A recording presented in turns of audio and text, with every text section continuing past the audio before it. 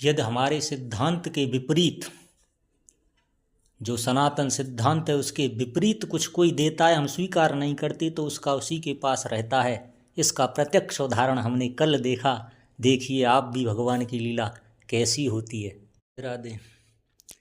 स्वधर्म पालन अवश्य करना चाहिए। एक कल की विचित्र घटना बताता हूँ। एक दंपत्ति हमारे घर पर आए, जिन्हें हम माता पिता तुल्य समझते हैं। बैठे बातचीत होने लगी और गाली देने लगे। तो हमारी नानी भी पास में बैठी थी। नानी रोकने लगी तो मैंने कहा देने दो गाली, हम स्वीकार ही नहीं करते। फिर थोड़ी देर बातचीत होती रही, उसके बाद वो जाने लगे। तो उन्होंने 100 रुपये निकाले, नानी को दिए, फिर 100 रुपये हमें देने लगे। हम बोले हम स्वीकार नहीं करते। उनके रुपये उनके पास रहे, तो क्या उनके पास गाली उनकी न रही? दूसरी दृष्टि से फिर हम इस पर विचार कर, उससे थोड़ी देर पहले ही हमने महाभारत पढ़ रहे थे।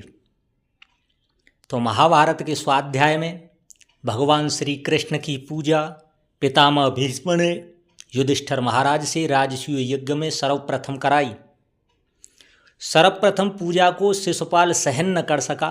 शिशुपाल ने युधिष्ठिर महाराज को गाली दी, भीष्म जी को गाली दी, और भगवान स्वयं को भी, भगवान श्री कृष्ण को भी गाली दी। भीष्म जी इच्छा मृत्यु वाले थे, सामर्थ्यवान थे, सुनते रहे। भगवान कृष्ण भी 100 गालियों तक सुनते रहे।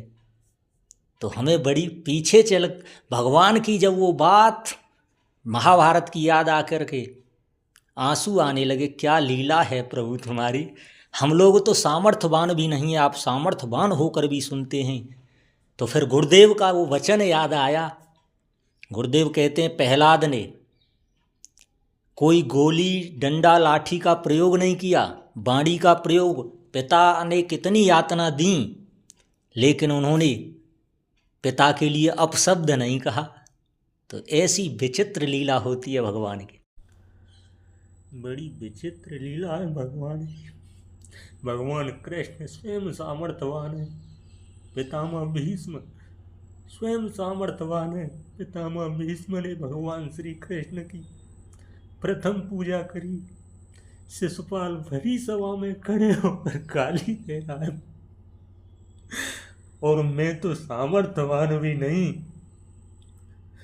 मुझे कोई गाली दे मारे मैं तो कुछ कर भी नहीं सकता। प्रभु आप जब सामर्थ्यवान होकर सुनते हो तो हमारी क्या दशा होगी।